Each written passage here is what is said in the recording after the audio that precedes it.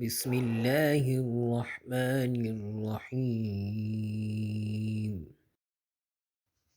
السلام علیکم ورحمۃ اللہ وبرکاتہ۔ بھائیوں، ایک دفعہ کی بات ہے، ایک بادشاہ اپنے خدمت گاروں اور سپاہیوں کے ساتھ سامان سفر تیار کر کے ایک روز شکار پر گیا۔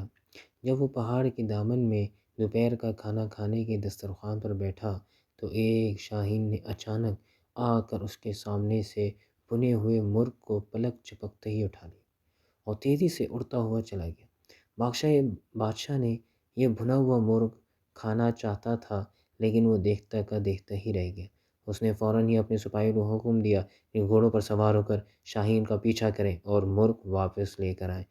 فوراً ہی لشکر روانہ ہو گیا، یہاں تک کہ شاہین کا تعاقب کرتا ہوا پہاڑ کے دامن میں جا پہنچا، اور اس کے بعد جب سپاہیوں نے دیکھا کہ شاہین پہاڑ کی دوسری جانب جا چکا ہے تو فوراً ہی یہ سپاہی گھوڑوں سے اتر گئے اور پہاڑ کی بلندی پر جا پہنچے۔ پہاڑ کی دوسری جانب پہنچنے کے بعد انہوں نے بڑا عجیب و غریب منظر دیکھا۔ وہ منظر کیا تھا؟ وہ منظر یہ تھا کہ ان کے سامنے ایک شخص تھا جس کے ہاتھ اور پاؤں بندھے ہوئے تھے اور وہ زمین پر پڑا ہوا تھا، اور بنا ہوا مرغ دسترخوان سے اٹھا کر لانے والا شاہین بڑے مزے سے اس شخص کے مہمان نوازی کر رہا تھا۔ وہ پرندہ اپنی چونچ سے گوشت نوچ نوچ کر اس شخص کے منہ میں ڈال رہا تھا، اور اس کے بعد وہ اڑا اور کہیں سے اپنی چونچ میں پانی بھر لایا، پھر اس نے یہ پانی بھی اس شخص کو پلا دیا۔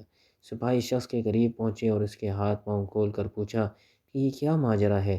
تو اس نے سپاہیوں کا شکریہ ادا کرتے ہوئے بتایا، میں ایک تاجر ہوں، تجارت کے سلسلے میں اپنا مال و اسباب لے کر جا رہا تھا کہ اسی راستے میں ڈاکوؤں کا سامنا ہو گیا۔ وہ میرا مال و اسباب لوٹ کر لے گئے۔ وہ چاہتے تھے کہ مجھے قتل کر دیں، لیکن میں نے ان سے التجا کی کہ وہ مجھے جان سے نہ ماریں۔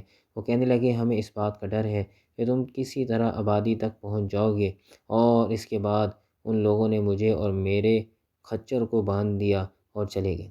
پھر دوسرے دن یہ پرندہ میرے لیے کہیں سے روٹی لے کر آیا، اور آج یہ بھنا ہوا مرغ لے آیا ہے۔ روزانہ 2 مرتبہ یہ پرندہ میری مہمان نوازی کرتا ہے۔